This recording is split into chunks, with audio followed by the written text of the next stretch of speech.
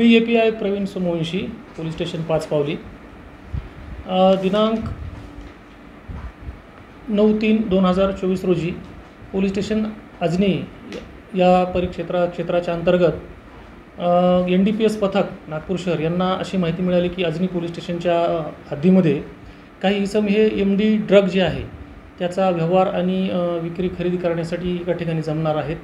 त्यावरून NDPS पथकांनी त्या ठिकाणी जाऊन छापा मारला असता त्या ठिकाणी त्यांच्याकडून जवळपास 241 ग्राम MD ज्याची किंमत जवळपास 24 लाख रुपये आहे आणि इतर त्यांच्याकडे बरेच तलवार वगैरे धारदार शस्त्र वगैरे मिळून आल्याने त्या ठिकाणी त्यांच्यावर कारवाई करण्यात आली। घटनास्थळावरती एकूण 6 आरोपी होते, परंतु 2 आरोपी त्यावेळी संबंधित अधिकारी आणि पथकांना त्यांनी ताब्यात घेतले। त्या ठिकाणाहून 4 आरोपी फरार झाले होते। तर 4 आरोपीमध्ये एक आरोपी जो आहे जो पोलीस स्टेशन 5 पावली हद्दीमध्ये राहतो तो पण त्यामध्ये इन्व्हॉल्व होता आणि तो पळून गेलेला होता।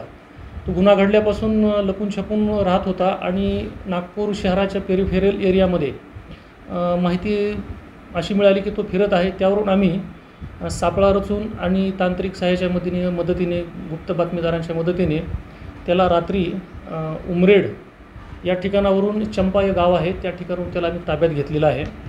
त्याचं नाव आहे शुभम पंढरी खापेकर। सध्या तो आमच्या ताब्यात असून त्याची वैद्यकीय तपासणी करून आम्ही त्याला पुढील कारवाईकरिता पोलीस स्टेशन अजनी या ठिकाणी जो गुन्हा रजिस्टर नंबर 170/24 NDPS कलमांतर्गत तसेच आर्म्स ॲक्ट 425 अंतर्गत बॉम्बे पोलीस ॲक्ट 135 अंतर्गत जो गुन्हा दाखल झालेला आहे त्या गुन्ह्यामध्ये पुढील तपासकामी आम्ही त्याला त्यांच्या ताब्यात देत आहोत। त्याच्याकडे आम्ही विचारपूस केलेली आहे, परंतु अधिक तपास जो आहे तो अजनी पोलीस स्टेशनच्या अधिकाऱ्यांना आम्ही संयुक्त करून त्यामधून लवकरात लवकर निष्पन्न होईल की त्यांनी ती MD कुठून आणलेली आहे किंवा पुढे कुठे ते विकणार होते त्याबद्दल तपास चालू आहे। या तपासासाठी आम्हाला माननीय DCP साहेब झोन 3 यांनी तसेच ACP मॅडम तसेच आमचे वरिष्ठ पोलीस निरीक्षक श्री बाबूराव राज साहेब या सर्वांनी मार्गदर्शन केलं, त्यामुळेच हे आमच्या पथकाकडून ही कारवाई होऊ शकलेली आहे।